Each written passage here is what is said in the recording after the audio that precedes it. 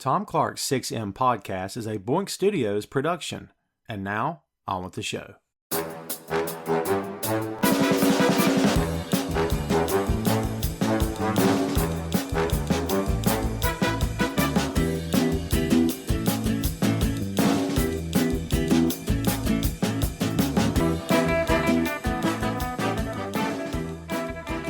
Hey, what is up? Welcome to Tom Clark's 6M podcast. I'm your host, Tom Clark, and in this episode, I'm joined by co-host Phil Lindsey. So we are nothing if not completists here on the show. Sometimes. There are movies we've not done. There are movies I refuse to do. There are movies that Phil, I'm sure, doesn't really care about doing too awful much. We may do them eventually, and we may not. I'm looking at you, Superman 3. I'm looking at you, prequel trilogy of Star Wars. Phil's a fan. We continue to disagree over that. It's okay. Maybe one day it'll happen, maybe not. But Terminator 3 that doesn't exist, I'm looking at you, though I can't see you. You get the drift, kids. Some films we're just not going to do. For whatever reason, we have decided in this corner, in this universe called the 6M universe, some things don't exist or we will not acknowledge them. But when it comes to Eddie Murphy, I'm okay with being a completist because I'm a fan of this guy. I know Phil is too. We've covered his stuff here before. Specifically, we've covered the Beverly Hills Cop trilogy. I say that very loosely because if you've seen part 3, you know it's not a good movie, okay? We've covered all 3 films, and we told you in that series of films, as we were doing those episodes, that when the 4th movie came out, more than likely, we were going to do it here on the 6M. Well, guess what? You have it. You have it in your hands. You are now listening to it. We're going to cover it here today, and fairly soon after it came out, by my math, about a week after the fact. Not bad, right? You don't have to wait 6 months to a year or longer because we're going to give it to you right now. So buckle up, kids, literally, and let's do this. Beverly Hills Cop, Axel F is a 2024 American action comedy film directed by Mark Malloy and written by Will Beall, Tom Gormican, and Kevin Etten from a story by Beall, serving as the 4th installment in the Beverly Hills Cop film series and a sequel to Beverly Hills Cop 3 in '94. Eddie Murphy, who also produces, reprises his role as Axel Foley, along with an assorted cast of characters whom you will recall from the original trilogy, and also some new faces whom we have not seen here in this trilogy. This sucker was released on July 3rd, okay, and distributed, of course, on the Netflix streaming service. Total runtime, 115 minutes. The budget for this film was $150 million. And because Netflix, like many other streamers out there, are highly protective of their metrics, we do not have information in front of us today on how this movie has performed or is currently performing. But that, in essence, is your lowdown on Beverly Hills Cop, Axel F. So, Phil, we have discussed the trilogy. We've done all 3 movies, and we both agreed part 3 is lackluster at best. We had some hearty laughs over that one because, man, there's some stuff to laugh about. What do you think? Your overall opinion? I've not asked you yet. This will be the first time I'm hearing it. What's your overall opinion of this film, Axel F? It's fine. It's a fun movie. It's definitely better than Beverly Hills Cop 3. Mm-hmm. There are bits of it that feel very much like this is the nostalgia thing. Like, hey, did you like the first movie? Well, look at this. We're referencing this thing from the first movie. And if like again, if you saw that movie and you loved that movie, great. But if you didn't, you're probably looking around like, oh, that was cool. But I think it's a fun movie. I like the father and daughter dynamic in it. I like some of the new characters they brought about. It was fun. Yeah, I'm kind of coming down with you on this. It's fine. As an homage to the original film, I thought it does a fine job. It is nostalgic in the best way. For me, did you find them going back to the well too much for your taste, though? It didn't really bother me. I think some of the music choices where they tried to go back to the well felt more jarring than any of the Easter eggs and references. Yeah. I mean, there's, when he rolls into Beverly Hills, you've got that obligatory scene of him in his car smiling and laughing at people on the sidewalk and whatnot. Yeah, he's driving the same kind of car. Yeah. Even at the beginning when he's driving around Detroit, and it's kind of the same nostalgic thing of even the song that's playing and everything is very much a nod to the first movie. What did you feel about them keeping the same soundtrack to all three films here? I mean, there isn't a Beverly Hills Cop movie without the main theme, so I knew Sure. that was gonna play. But certain other things that they added soundtrack wise, like the remix to it with I don't know the rapper that was on it. I was just like, I don't know if we needed this. And there are a few other bits of music like that I was like, I don't know if we needed that. Yeah, they've got The Heat Is On, and they've got the Bob Seger tune in here, and they got the Pointer Sisters, of course, which continues to be a little ditty. But We didn't get the theme from the second movie. what was the theme to the second movie? How come I don't remember? I can't remember the guy that sings it off the top of my head. I keep wanting to say Michael McDonald because they have similar voices, but it's not Michael McDonald. That's interesting because I You don't know, recall it's that at is all. it Better Way? That sounds familiar. Yeah. I think you're right. You know, they've got to be a better way. Yep. That is. Oh man, I don't see that on here. Shakedown was number 2, the Bob Seger song, and Be There by Pointer Sisters. Let's see, maybe it's part 3. No, I'm pretty sure that was the second movie. Look at me, holding things up to talk about obscure James Ingram record. Yes. Well, I must have missed that. Man. Yeah, crazy. Well, that's testament to how much the music kind of stays with you, right? I see Be There by the Pointer Sisters, In Deep, Hold On. There's I Want Your Sex by George Michael. Yeah. I Can't Stand It. All Revved Up by Jermaine Jackson. Did I know Jermaine Jackson was on part 2 of Beverly Hills Cop? I think I knew that. I don't think I knew that. I don't think I knew that. Oh, your favorite of the Jacksons, don't lie, is Jermaine. I feel like Tito's the punchline of the Jackson family. Is that fair to say? Yeah, he often is. Tito's, I think it's the name. I think people just have a problem with the name. I don't know why. It's weird. It's all kinds of weird. But yeah, it was.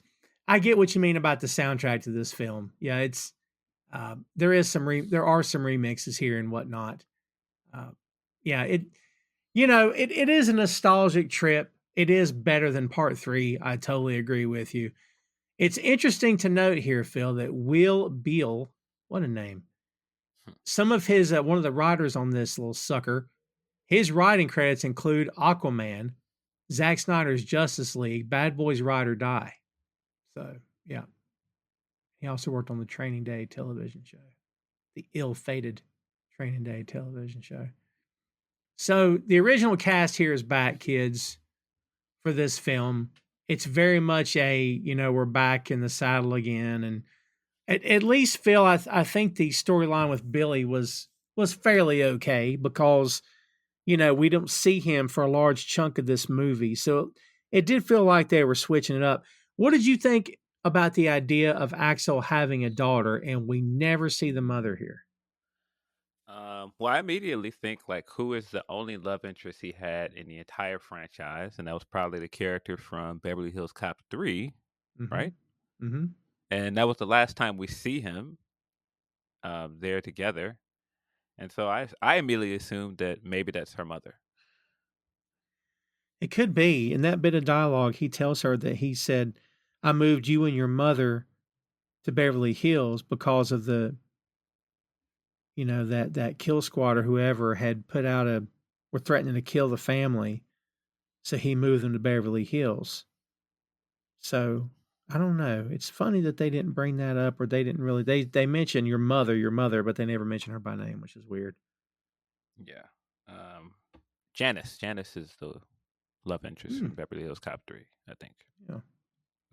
I always assumed it was Janice when I first started it because she kind of looks like similar to the actress that plays Janice, and she does kind of look like a mix between that actress and Eddie Murphy. So I was like, maybe it's her. Maybe it's some woman we never meet from Beverly Hills or like Detroit. I don't know. That's fair. Yeah. But I did like the dynamic. I did like the storytelling they did with the two of them. They played up the "you were never there for me" bit for a lot of the movie. Um, they got about as much mileage out of it as they could. But I liked the actress that played his daughter. I thought she did a great job. I thought they had good chemistry together when they were on screen. Mm-hmm. Um, they did the foreshadowing thing a few times with them, and I thought it worked both times. Mm-hmm. When she talked about how all of the stuff he taught her, like how to get out of a handcuff and all this stuff, and when she actually uses these things in a movie, it's like um, like at one point he's trying to get in somewhere, I can't remember where, and she walks in and does a very Axel bit of impersonating somebody to get in, and I was like, that's exactly what Axel would have done. And even like her getting out of handcuffs towards the end of the movie, which she outright said she learned from him. Or Yeah, they led you to believe that he was teaching her all kinds of stuff along the way. right, and yeah, because they have a conversation early in the movie where he says, sometimes you don't know how to say things, and so your best way to express yourself as a parent is just to, try to teach you something that I'm good at. And so, I thought all that stuff worked well because it played into her character and just how savvy and smart she was. Um, like they don't have the best relationship, but you can tell that the job is everything to him, and you can tell that that's kind of bled into how she carries herself professionally. I do love the line that Paul Reiser gave him, which I found to be very profound when he said, "You need this city." That was awesome. What a great line. Like, the job doesn't need you. You need this job. Like you Yeah, you could move on. I thought that was a really good dynamic for this movie either as well. That Axel is famous in Detroit and in Mm, Beverly Hills. mhm. We get right away in the initial scenes at the hockey game, and you see how he's seen with other police officers. They're like, "Well, you're a legend." It's like I'm just some guy that hasn't solved a crime ever, but you're Axel Foley, like, and so it is interesting. Just seeing that dynamic in exchange from the first three movies where Mm. um, he was just a cop, and now he's a legend, both in Detroit and in Beverly Hills. Even in certain scenes in Beverly Hills, like Axel Foley. I do like how he suddenly pulled that story about his grandfather being a player in the black leagues in five Canada. five Stanley Cups. Uh, Yeah, that too. Yeah. but yeah, God. when he's talking to the guy in the stands and he's saying, "Yeah, you didn't know anything about the Negro League in Winnipeg," and Yeah. he's like, "I didn't," and then he's like, "Oh, I'll get better. I'll be a better person." Oh, it's great. He says, I'll do better. And he's like, oh, you're doing white guy voice. He's like, but I can't. He's like, no, if you do it, it's highly inappropriate, which I found good. Their banter. I'll tell you what, the best bit for me of him doing that, I'm acting like someone else, is when he goes into Rosewood's apartment, the guys are tossing. And he says, who sent you up here? And he goes, you know who they sent me up here. Like as if they would know. And he's like, you know how he gets. And I'm like, yeah, tell me about it. I thought that is genius. You know what I mean? Because like just play into the idea that these thugs know how the boss acts. Yeah, then they, of course, once they reveal the name of the boss, he's like, "Yeah, him," and they're like, yeah. like, like he was just playing along with it the whole time. It's so funny. Yeah. Um, Wait a minute. He finds the picture. He's like, wait a minute. This is you. No, man, that's Wesley Snipes. handsome Wesley Snipes guy, Yeah. which is become like a bit with him and Wesley Snipes in a couple movies. Because in Showtime, doesn't he do a Wesley Snipes joke as well, where he's like me and like a Wesley Snipes type? Oh, interesting. I think you're right about that. Yeah. By the way, can we also mention, Phil, how all the characters around him are going gray and he is not? Isn't that interesting how that happened? Well, it is funny because when you look at him, of course, Eddie the actor is like perfectly made up. Makeup is perfect. Hair is perfect. Like his hairline and everything, perfectly painted and chiseled on together. Um, Right. So it is funny seeing it, but also he's aged a lot better than most of the guys in this movie. Like he's 63, I believe, Oh, wow. and like even what's the chief's name? John Ashton is Chief Taggart. Taggart. That's right. Taggart Yeah. is in his 70s, correct? Oh, dude. If that hair on his head is brown, I am the king of England, buddy. Yeah. Taggart's old. You could see it all over his face. Taggart's got to He's be in the 70s. 76. Yeah. Yeah. Yeah. I found that interesting. Highly interesting. I'm okay. He looks like Axel Foley. He doesn't look like Eddie Murphy trying to be Axel Foley again. He legit looks like an older Axel Foley, but he's in great shape, like you said. Yes. But yeah, there are several parts in this movie where he's standing next to somebody else from the old cast. And I was like, boy, how these other guys are not aging as gracefully as Eddie Murphy. Man, no kidding. But also, I think people have to remember in that initial run of movies where he was killing it, he was in his early 20s. That's true. Because when he made Trading Places, wasn't that like one of his first movies? He's around 20 years old. Yeah, because 48 Hours was first, right? Yes. Yeah. We'll have to do 48 Hours. By the way, Trading Places in the archives, kids, go look it up. I just saw it again yesterday, and I continue to think in 2024 there are a lot of things in that movie that they cannot do anymore. What, 48 Hours? No, in Trading Places. Oh, yeah. You can't do that anymore. I was like, yeah, you're definitely not going to get away with a lot of stuff that's in this movie. But that was a different time, early 80s. Jamie Lee Curtis has never looked better. Ooh. Well, besides True Lies, she was quite amazing in that as well. For being honest, we've done both those films. By the way, I don't know if you're watching The Bear, Phil. The Bear is fantastic, and she's in that as well. Oh, yeah. I've seen the first 2 episodes, but I haven't seen it other than that. You have to go back and give it a chance. It's excellent. But yeah, he looks great in this. I mean, I got no complaints. The Detroit jacket, it's fine. It's fine. Did you find it interesting that? All right, put it to you this way: should they have moved him up to the Paul Reiser position, and then he gets into some wacky trouble and he ends up stepping down because he doesn't want the gig? Would that have been a better direction? What do you think? I don't think it works for his character because he's been the ultimate anti-authority guy for the entire franchise. He wouldn't want an upper management job, and he just wouldn't fit it. I couldn't see him doing a desk job. That's fair. But I did miss the chief from the first 2 movies, of course, that got shot in Beverly Hills Cop 3, if I remember correctly. Yep. And I believe, didn't he pass away in real life? I think so. You could be right about that. But yeah, the chief in the first 2 movies is just so great. It's just such a big part of those movies that I was sitting through. Even when he walked in the office at the beginning of this movie, I was like, oh man, it'd been nice to see the chief. Yeah, Captain Bogomil, Ronnie Cox, was shot in part 2. Dude, he's still with us, but he is 85. Oh wow! Yeah. Glad he's still with us. Yeah, right. Wow, he looks good too. I see a picture of him right here. Yeah, good for him. Really good actor too. Really good. And isn't the story behind that he is a real police officer?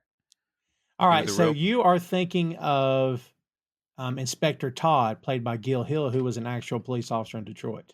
He was killed in part 3. The one that was always yelling at him. Yes. Right. I'm thinking of the chief from Detroit, not the chief from Beverly Hills. Yeah. He remember in part 3, because he gets killed and the moment is so anticlimactic because he's like hit with his last words. He's muttering something ridiculous before he dies. Yeah. It's so bad. Beverly Hills Cop 3. Yeah, he passed in 2016 at the age of 84, so he lived a good long time. Yeah, that's what I was thinking of because I was like, I don't think that I don't think that that's who I was thinking of, the chief from Detroit all this time. I guess I should have Yeah, been more yeah. specific. Oh, no worries. Yeah. Yeah. Well, they were both really good. But they killed him off for odd reasons I still don't get. And again, the death scene was freaking terrible. By the way, kids, we have made abundantly clear we do not recommend watching part 3. But Axel. Yeah, it was something. I forget what he said. He was fussing at him or something with his last breath. Like, Yeah, which is so in character and it's so funny because that was his role the entire franchise. well, you'd think his last words would be something like, "Man, this hurts." I don't know. Call me crazy, but tell my wife I love her. I don't know, something. Hey, kids, Tom Clark here, and did you know the very podcast you're listening to right now is available on boinkstudios.com. BOINK, Boink Studios is the home of Tom Clark's Main Event, Tom Clark's 6M podcast, and Two Nations Under Ted, a Ted Lasso podcast. Visit the site today for links to every podcast platform, social media, special announcements, and a lot more. Check out the site and bookmark today, boinkstudios.com. But anyway, not to keep bagging on part 3, but hey, if we haven't mentioned, it's not a good movie.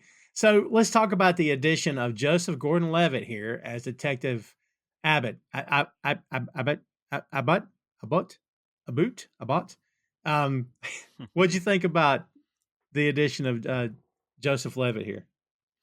I thought he was great. I thought he did a lot of the heavy lifting in the scenes where Axel was actually doing police work because it wasn't like the other 3 movies where a lot of times he was driving around the city with either Rosewood or Taggart. It was now the new character, and I thought that he did a fantastic job. He had great chemistry with Eddie, particularly when they get arrested and they're the whole breakout scene and they're trying to break out with the helicopter. So funny. When when they get up to the roof and he's like panicking, and the entire time, Axel's like, "Well, what? You're a helicopter pilot, right? Just get in there and do this." And he's like walking around. He's like, "Ah!" He's like, "What do you mean? Ah! Just get in the helicopter." Was it funny that the character legit act like he couldn't remember how to fly the helicopter? What was up with that?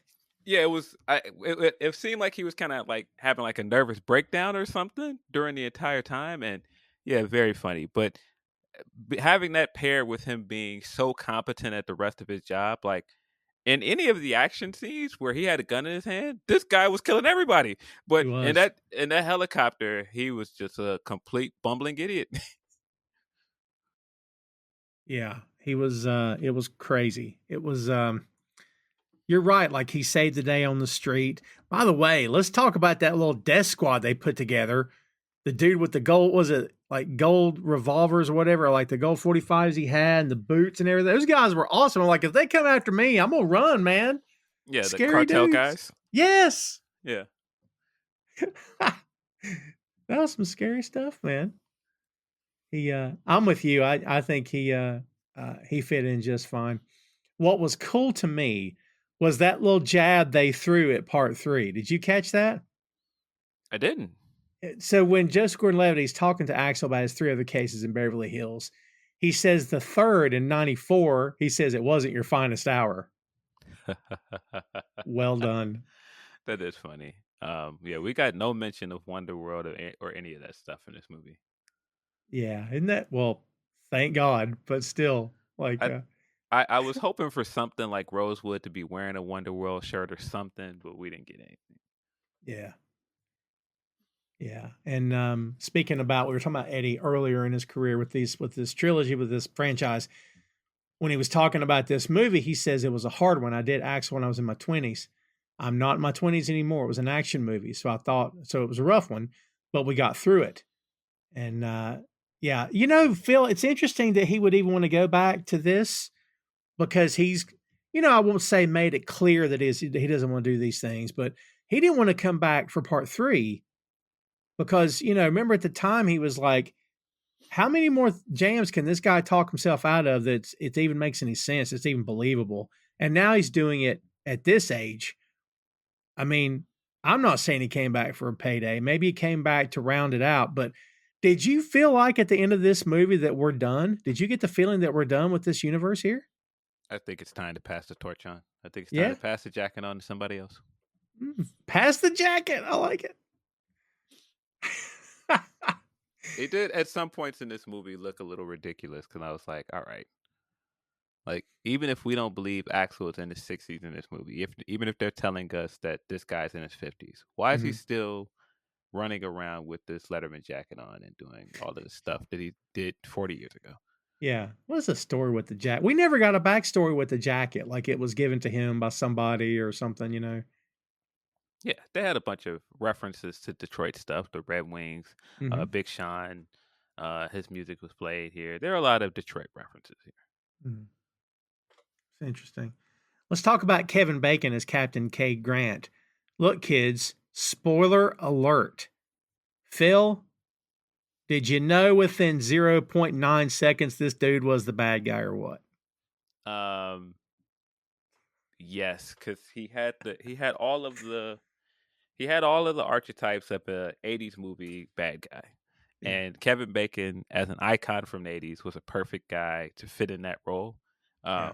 But just like his skin and everything, his perfect white teeth, his haircut and everything, he looked like all of the bad guys from this franchise. Like, here's the main bad guy's name from Beverly Hills Cop 3.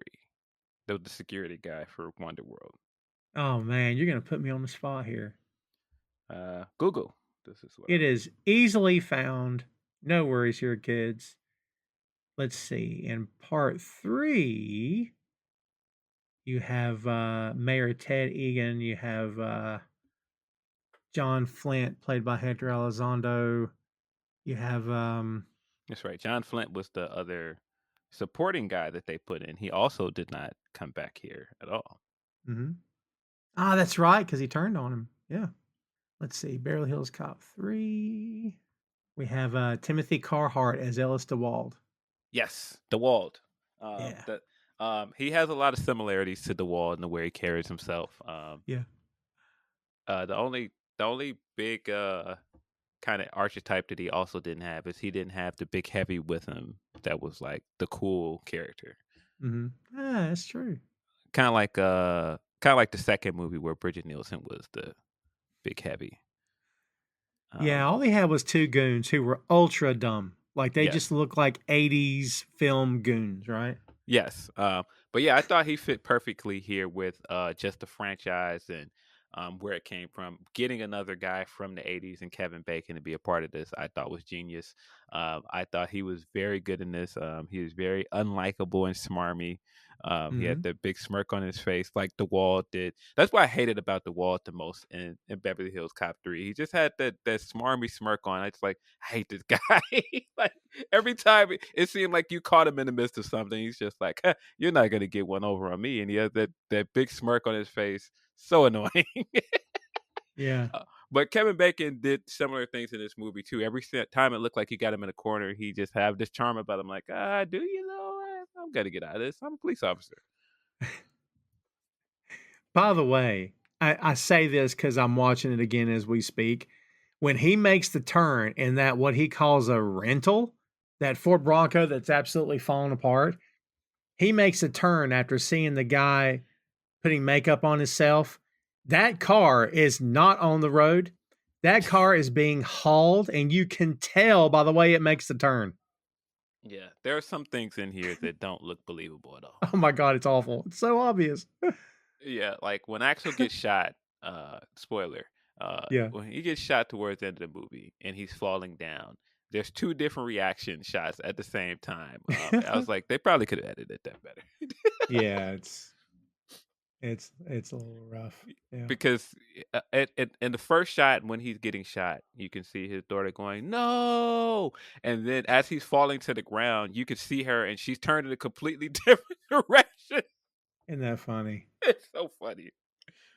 Yeah, it makes you wonder how they don't catch things like that. How they don't see it through the run through. I don't get it. Yeah, there are a few times where in the edit you can tell that they did a few different takes of something and it just kind of looks like awkward the way that they cut it. Um, like particularly in the chase scene in the truck and Rosewood and JGL and Eddie are all in the truck and they're talking and the way they're cutting Rosewood's dialogue back and forth, it doesn't look natural at all. Yeah. Yeah.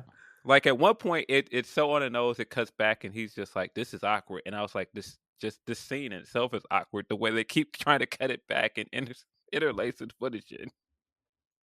Uh, Dude, and the stuff they threw in here. Shooter McGavin is in this movie. Yes, Why is he yes, in here? yes. It was such a great cameo, man. And he's not in the movie as Shooter McGavin, but Yeah. just him showing up is just so funny. Oh, it's Christopher McDonald, kids, and yes, Happy Gilmore 2 is coming. So yeah, that'll be interesting. This is, by the way, the longest of the three films.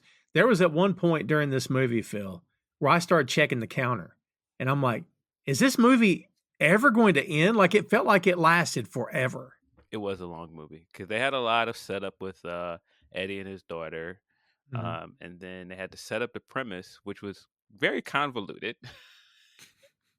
The whole premise of the bad guys plot was pretty convoluted. Yeah. Um, yeah, it was some stuff towards the beginning of the movie that I get just trying to do some of the world building and introduce us to these new characters, but it did go Yeah. on for a long time. I think the bit with the meter maid when she maces him and then he looks up and she's hanging onto the side of the car. It's so funny. Is she still macing him? And It's so good. yeah, And like, oh God. and then they arrest him. If I'm correct, the other arresting officer is Eddie's real daughter. Um, and they're putting him in a car, and he's like, "Yeah, this is what you guys drive, this Lego car." Yeah. You guys are Lego cops. Oh, it's such a good line, dude. That is such a good line. Are you kidding me? Yeah. I was here for that. It's and you know, here's a question I have about the meter maid scene specifically. Why didn't he just stop and talk to the cop? Are these two bad guys in the middle of the day in Beverly Hills going to assault this man in front of a she may just be a meter maid. She's still a cop, Phil. Like, what are we doing? Yeah, it did feel sometimes when Axel was doing these big chases or wrecking things, it felt like, oh, we got to do this obligatory scene where Axel rushes down the street and destroys things for the sake of. Like it felt that way during the chase in the truck. It felt that way at the beginning of the movie with the snowplow. Yeah. I was like, well, why? I feel like you didn't need to do all of this stuff, but it just that's the franchise at this point. Yeah. It's very odd. There was just things I bumped into because, we tend to really deep dive on this stuff and go down the rabbit hole of it. But yeah, there's some things I bumped into that too. It just didn't make a lot of sense. But it is just a film after all. So we talked about his daughter in this movie as Jane Saunders, worst name ever. He even makes fun of it, and it's great. This is Taylor Page. She is best known for her title role in the crime film Zola from 2020. So there you go. Yeah, I thought she was good. The scene at the beginning where somehow she hangs outside of that park garage by just a tow cable and it doesn't kill her, Yes. and the car hangs on by some miracle of physics is horrifying. They kept back. I'm like, they're gonna kill her right now. This is crazy, man. But yeah, she was good in this. And the idea of that she grew up without him, he was never around. They never really explained what happened other than the mom divorced him, but like they didn't really go into detail. I don't know if I personally had enough there to understand what's going on, but I guess they just chalked it up to it's mother or it's a father and daughter and they have issues and everything. But I mean, I thought she was good in this, man. Yeah. Yeah, I thought she was good. They got a lot of mileage out of making Axel into a deadbeat. But then when you look at just how street smart she is in some scenes and just how well she handles herself, some of the things that he taught her, from the job. It's like, was he really a deadbeat? Because you also seem pretty well adjusted. You know?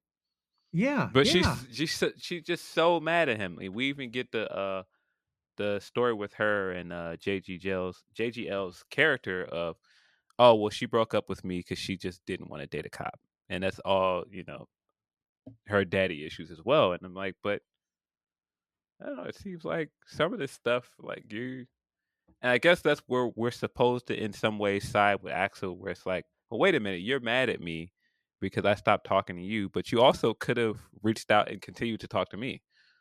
Yeah. Like you pushed me out of your life, and then you stopped talking to me, and then you got mad at me because I did not also reach out and talk to you. Levitt puts it over to him that he owes her something, and like he finally in the end breaks down and admits that she was right. But Yes. I kind of get it. She's been an adult for a while, but the question is, did he ever make an attempt to call her? Did he ever attempt to stay in her life? It looks like he didn't. So Yeah, Abbott. I keep trying to remember his character's name, Abbott. Mhm. But yeah, I get that there was supposed to be. You're supposed to get the idea that there was some push and pull on both of their sides. That they both kind of had hurt feelings about certain things with their relationship. But she's just so angry with him, and he, in a very Axel Foley way, thinks he can joke his way through it and just kind of go, "Well, come on, I'm your dad," and she's just not having it at all. Yeah, yeah, uh, yeah. uh, but yeah, I thought that their dynamic was good. I thought they had good chemistry. In the scenes where they get serious and they have the back and forth, they feel very tense, and I think she does some great acting in some of those scenes. Yeah. Yeah, I agree with that. This is the first movie in the Beverly Hills Cop franchise to use a first-time director. The other films were directed by long-standing, experienced directors. Hmm. So, yeah, something to Yeah. be said for that. We said the director here is Mark Malloy, um, who this is his director. Yeah, it says that he's not done anything before this in terms of directing. That's an interesting move. Yeah, I think like even like the love stuff that they do with Abbott and and Jane works. hmm Um, at points it's just kind of like, well, you clearly still like this guy. You're just trying to separate yourself because you're still mad at your dad.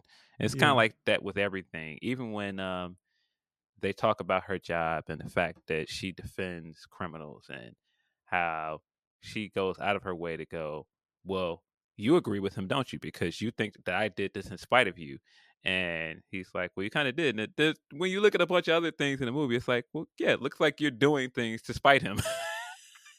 Right. Yeah. Yeah. So we talked about the older cast. They're all back. Judge Reinhold as Billy Rosewood, as we said. John Ashton, as we said, as Chief Taggart. He's now Chief, and Paul Reiser as Jeffrey. At any given moment, Phil, they led you to believe that either one of these three guys could be dirty. I thought that was really smart because it legit had me questioning, have they turned one of these characters dirty here? What'd you think about this trio coming back, man? You think everything clicked well? Did you think anybody was out of place, or what's your thoughts on it? Well, I watched this movie twice. The Yeah, first same. time, people kept calling me during the movie, so I missed bits of it.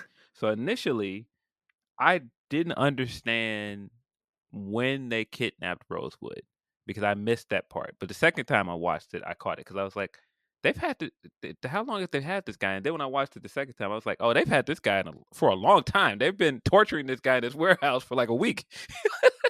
um, but they do a good job of explaining Rosewood going off the rails and becoming a PI and his reasoning behind it because Taggart didn't believe him. Um, and then Taggart gets so upset at Axel when he challenges him on Kevin Bacon's character being dirty. Because it's just like, well, why are you protecting this guy? And he gets upset immediately, like, how dare you? And I thought that was a good scene because initially I was like, he's getting really mad about this. Is he all right? Like, is he a bad guy now? When Axel says to him, "Are you in this?" and he goes, 40 years of friendship, how dare you accuse me? I kind of feel like Axel's next line should have been, well, look, I know it's easy to get tripped up in things. Maybe you didn't have a choice. Just explain to me what's going on. But like they didn't even go that route. It was weird. Yeah, he just kicked him out immediately. Yeah. He just kicked him out immediately. And yeah, to your point, if it is 40 years of friendship, why didn't you just explain what was going on just for the sake of the plot to just keep people guessing? Right. That's why they did it. Of course. And I also understand him feeling upset that he would even think that of him, but yeah, the way that it handled was a little bit clumsy. Yeah. And it's like, doesn't Taggart understand he's in the same spot that was there before and questioning Axel, Yes. who does he make a mess? Sure. Does he always get his man? You better believe it. Yes. I did, by the way, going back to his daughter, I love the bit when she's telling Kevin Bacon that the one thing that drove her the most crazy about her dad was that he was relentless, that he would never stop. And I thought that was actually quite good. I was here for that. Yeah, I thought that was great. And she was saying, you know, good luck. And Yeah. the whole time he's got like the bad guy smile on his face, like, whatever, this guy. Yeah. Well, dude, he snorted cocaine right in front of her, for crying out loud. That was funny as well because I was like, this guy is very upbeat. Every time we see him, he walks in a room and he like kind of struts in. He's got like this big smirk on his face. He's like very like high energy. I was like, what's his deal? And so then when he snorted that coke, I was like, okay, I see it. Yep. That explains a lot. I did think Judge Reinhold, by the way, Paul Reiser is good. I'm not saying he's good. We don't get to see him that much. Tom Clark 6M Podcast is sponsored in part by Radius Law Group.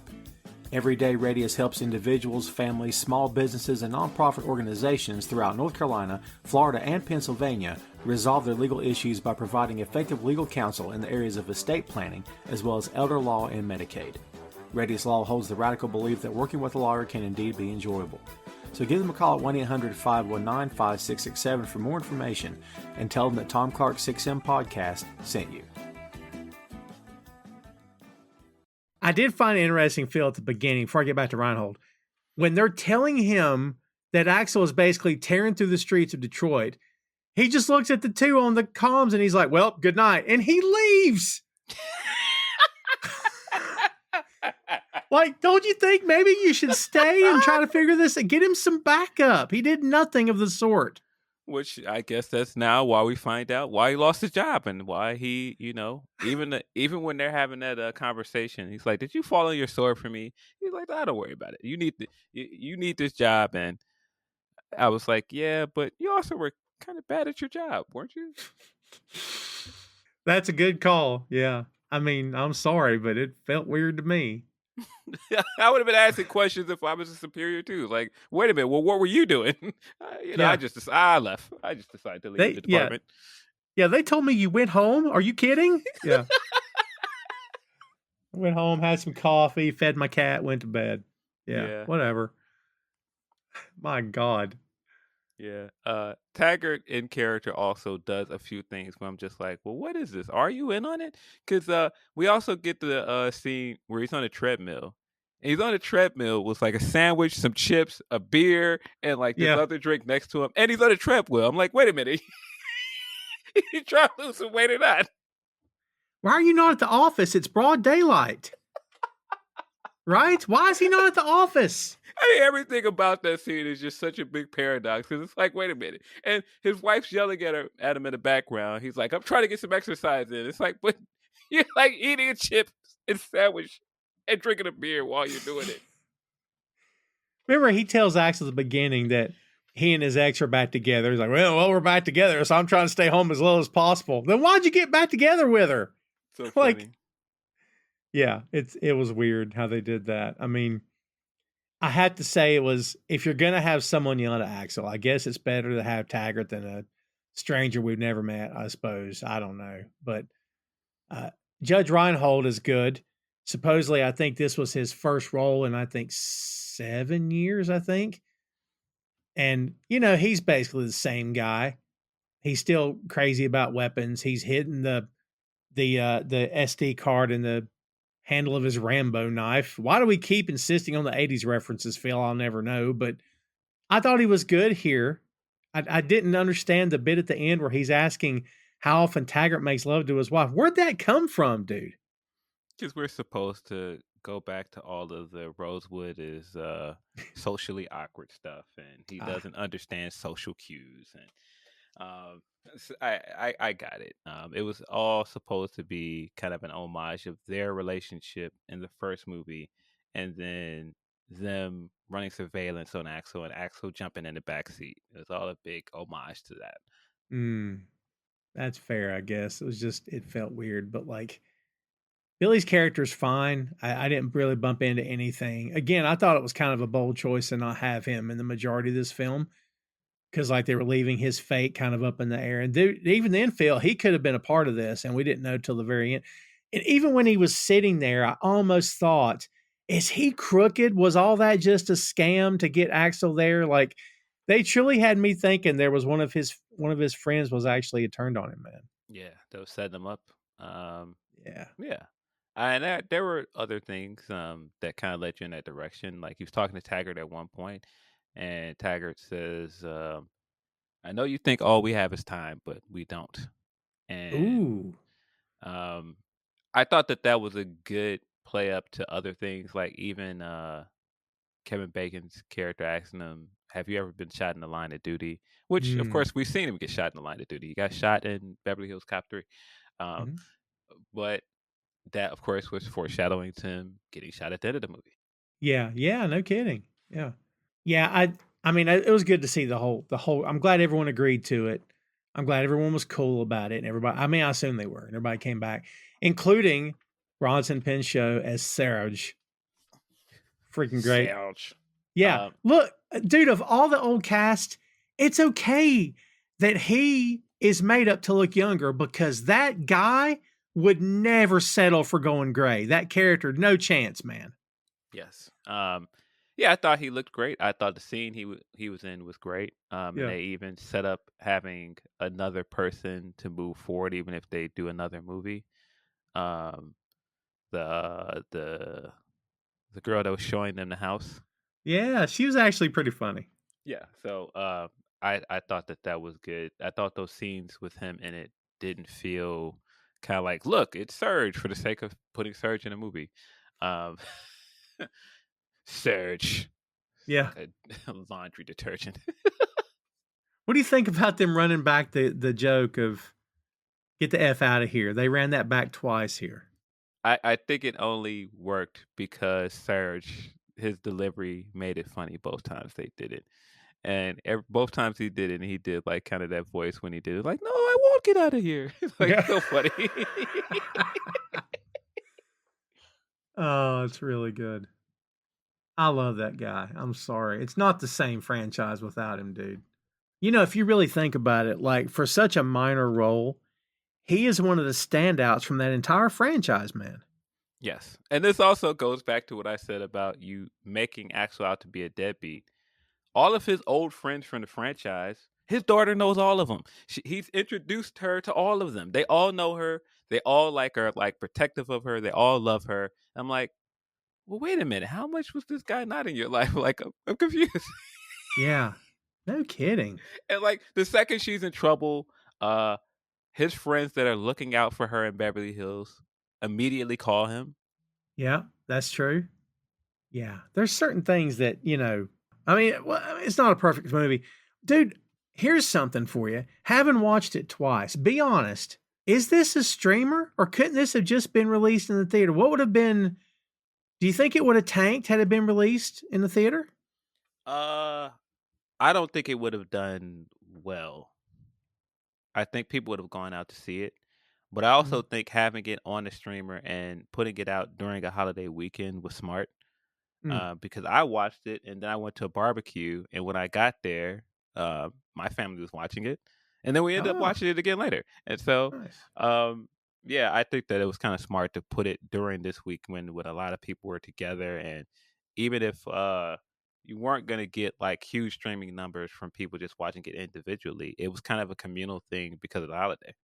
Yeah, that's fair. I just haven't watched it. To be honest with you, number one, it was better than I expected it to be honest. And second, I thought, man, I think if they'd released this it would have won the weekend. I don't know if it would have won week 2. Do you know what I mean?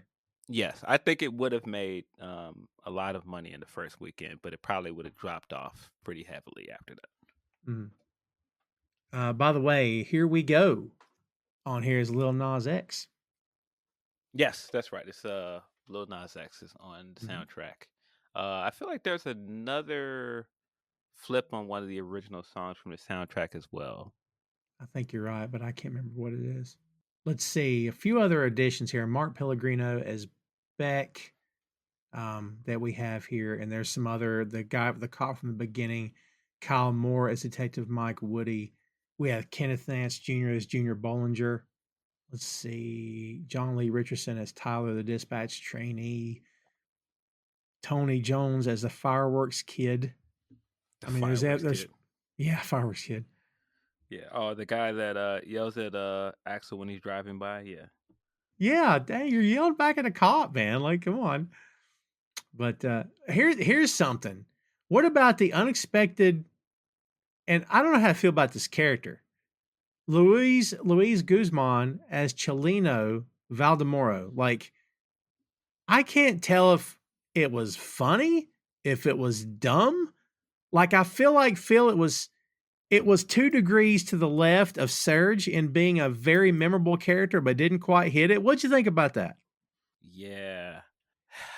I was not expecting. I mean, of course, the joke going in of I've been in these spots before. It's like Buffalo Wild Wings, and then he walks in and Chilean is in there singing "Man Eater" in Spanish. And I was like, wait, where are we? And he's like full belting in on it.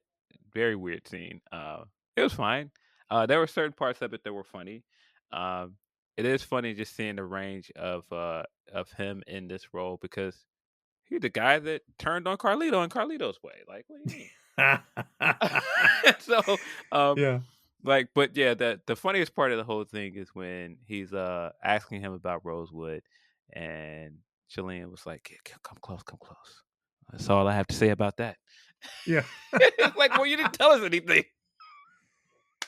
And plus, he questions him about what they're up to, and Levitt's like, "Drugs. You're running drugs. Is what you're doing. Is you're running." He's like, "Hey, I'm interested in other things too." Like, what? What are we talking about here? Yeah. Oh man, Yeah. kidding So, me? I was surprised that we didn't get any cameo from Brandon T. Jackson, who was going to be in the TV show. Isn't that funny? Yeah. What happened to that? Yeah, that kind of tanked. We didn't really because they shot the pilot for it, correct? And then I don't think we actually got the TV show. That would have been interesting. I don't know what. Yeah, I don't know how they could have. They could have just made him a cop at some point. You know. Yeah, that'd have been interesting to get a cameo from him. I believe he played Aaron Foley. Yeah. Which maybe that was Aaron part of the Foley. whole running gag of this movie of him having a child in this movie, and she didn't want anything to do with him. She even changed her name.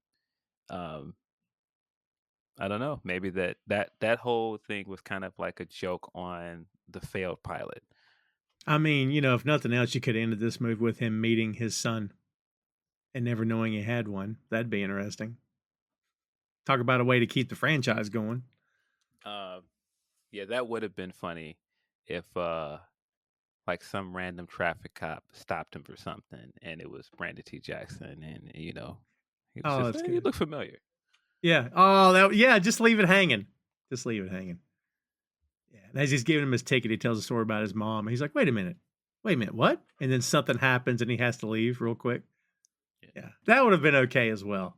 Yeah. I'm with you. The plot here is off. It's convoluted at best. I love how the guy, Bacon's character, is with the thugs at the party.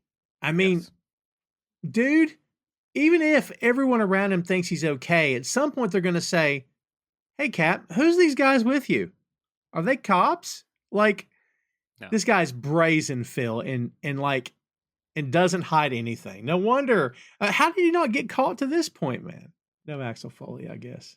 But, yeah, freaking ridiculous. That one thug just looks like he's carved out of some kind of Dolph Lundgren mold from the 80s or something. Got the big hair and everything. Yes, I thought that that was great as well. That he looked like a '80s bad guy as well.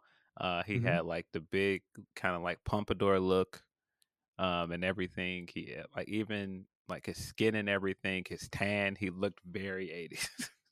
He did. God, he so did. This thing, kids, on Rotten Tomatoes, has a 64% of 118 critics' reviews that are positive, with an average rating of 6.1 out of 10. The consensus is, quote, content to let a very game Eddie Murphy bring all the heat. The fourth Beverly Hills Cop coasts on nostalgia, but marks a welcome return for Axel Foley, end quote. I thought the movie's fine, Phil. I mean, if we're looking for something to reinvigorate this franchise, this is not it. This is, and I still don't think this is a we're saying goodbye film. In my opinion, there's one more. And I don't know if maybe this will be it and I'll be dead wrong. But I Isn't feel there like there's one more where we see Axel actually retire from the police force. isn't there a report that they've already started production on five? I think he's already signed on for five at the very least, if they haven't started writing the script for it. Yep. It says a fifth film is in development. So Yeah, that's as that's far what I as they've thought. gotten. And that was just announced last month. So yeah, we'll see. I mean, look, in a world where, we're getting Ralph Macchio back on the big screen as Daniel LaRusso, anything's possible. Yeah, honestly, we could have done without part three. But you know what? I'm glad we got this. If you told me, Tom, you have a choice to get a new Beverly Hills Cop or to not get one, I'm glad we got this. I don't think there's anything offensive here. I don't think there's anything to make me eye roll too awful hard. I think the characters are fine. I think Eddie's funny. I've always thought Eddie's funny. So like, yeah, I mean, put him where he's the most comfortable and write some good lines for him and he'll do the rest for you. And yeah, dude, I thought this was good. I really don't have any issues with it, man. The issues I have are minor at best. Yeah, he's been in much worse movies. Yeah. Uh, this was a fun way to revisit this franchise. I felt. I think a lot of the charm of his character's still there. A lot of the stuff that made those original movies fun is here. I do think it is a lot of nostalgia here. There is a lot of playing off of the original movie, but I thought it worked. I thought it was fun. Mm, same. Yeah. But I do wonder how much of that is because we both watched the first movie and we're both fans of the first movie. Like if Yeah. you don't have any history with the franchise, is this really gonna hit for you the same way? Well, I mean, if you're going to get technical about it, yeah, that's a fair question. I mean, yeah, like if you're 20 years old, what do you think about this film if you've never Yeah, watched the other ones? right. Like a lot of the stuff that I could tell right away that that was an homage. If you did not watch the other movies, you're not gonna spot. I mean, in the climax of the movie when he's walking through that mansion with his gun up, it's it's almost shot for shot the same way that he walks through that mansion in the first movie. Hmm. But those are things you're probably not going to catch if you didn't. Yeah, that's fair. Yeah, and like you said, pay homage. They absolutely have. They've done it in a lot of scenes here. They've called back the hotel. What about the bit in the hotel where Eddie's just too tired to go through the I rigmarole of lying to the girl at the desk? I thought that that was very funny, but again, that's based on nostalgia. If you don't understand the bit of him coming in like I'm about to scam my way into this hotel, and then he was like, "Whatever, man, I'm just gonna pay for it. I ain't got time." Yeah, I'm just too tired. And then she tells him how much it costs, and it's like, I love Beverly Hills. I thought that that was a good joke.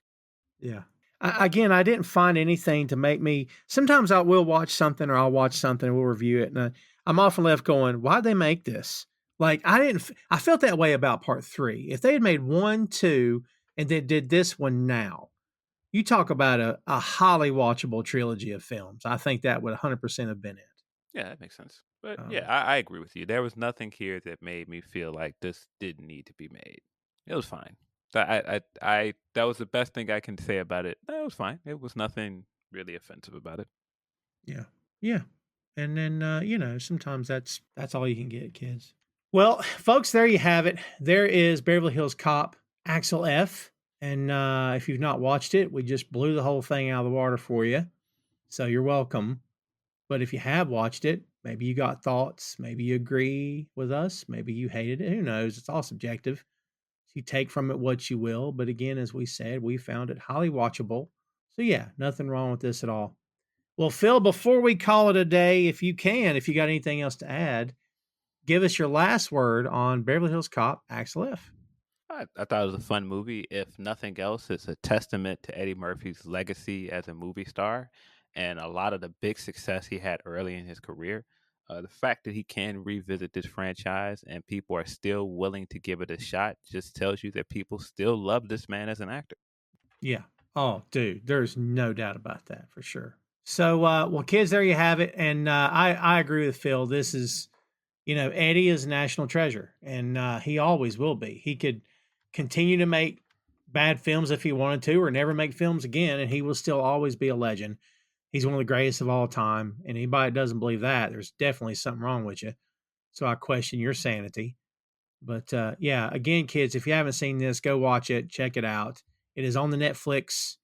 So if you can afford streamers in this day and age, good on you. Go enjoy that movie. And if we get anything in that, well, we know we're going to get something. Don't know how long it'll take. But I suppose part 5 will maybe wrap us up and we'll be done with this franchise. We shall see when it gets here, kids. But you can be sure of one thing. We're probably going to cover it, as we warned you we would with this film. So everybody stay tuned for that and check it out when it hits. In the meantime, that is Beverly Hills Cop, Axel F. Hey, thanks for listening to the show. Check out our social media on Twitter, Facebook, and Instagram at 6M Podcast. We'll see you next time.